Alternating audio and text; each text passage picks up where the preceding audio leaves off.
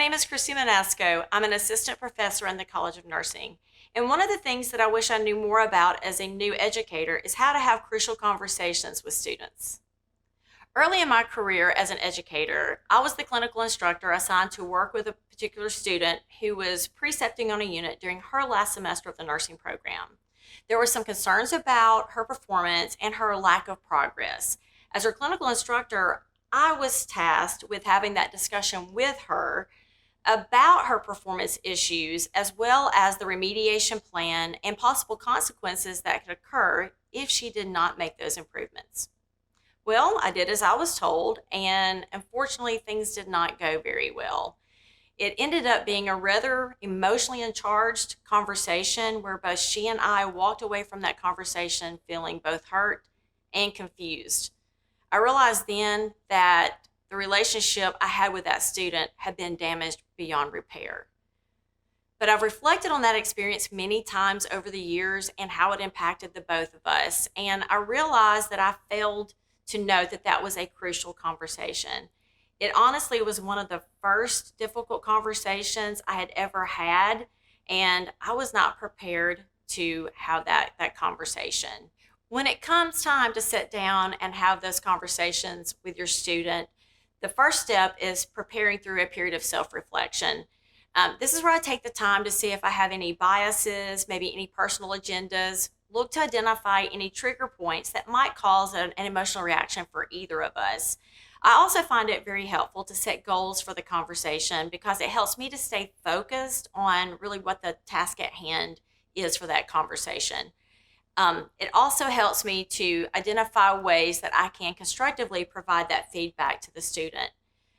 When we are ready to reach out to that student, we want to set a time and location that respects that student's privacy. And when we reach out, we want to clearly identify what the conversation is going to be about. For example, I'd like to discuss with you what happened in clinical last week. When is a good time for you to meet? Then when we actually meet with that student, we want to prioritize that conversation with that student. We want to review the goals that we set so that we can stay focused, and when we greet them, we want to minimize as many distractions as possible, such as turning off our cell phones, shutting down our email, and give that student our full attention.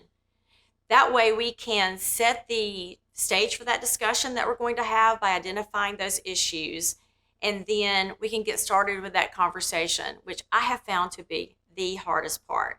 However, there are a lot of strategies out there that are available to us as educators that we can use to start those conversations. So finding one that works for you is really what I suggest. Lastly, before we leave that conversation, we want to debrief with that student to clarify what has been discussed and then those next steps for moving forward.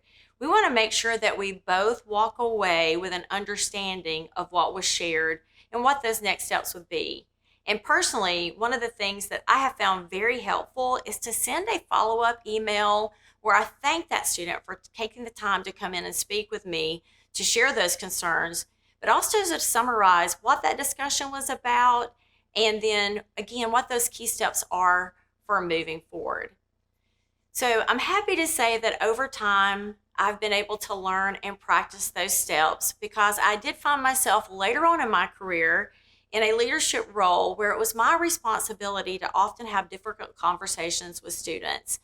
In that role, I was often charged with talking to students who were failing courses, having unsafe performance, things that could even lead to dismissal from the program. And so I found that these conversations could also involve sometimes delivering that bad news. However, by using these steps and practicing them, and then also oftentimes rehearsing that conversation in advance, I was able to build my confidence and competence in my ability to have these conversations. For example, one of the last conversations I had in that role was with a student who had made a very serious error in judgment on a clinical unit and was being dismissed from the program. However, I prepared using the steps that I talked about, and after that conversation, the student actually thanked me for being open extending grace, being kind and empathetic in my response to that student, but also having some alternative plans ready for that student for how they could go on and pursue that lifelong goal of becoming a nurse. I'm happy to say that recently I saw that student on a nursing unit, and they were happy to see me and to share with me that they are pursuing that path to achieving that goal. So I guess my advice to you as a nurse educator is to be prepared. Review these steps, practice them, because it's not a question of if those conversations will occur, it's when those conversations will occur. And one of the best things that you can do for self-care for both you and your students is to be prepared. Thank you for listening.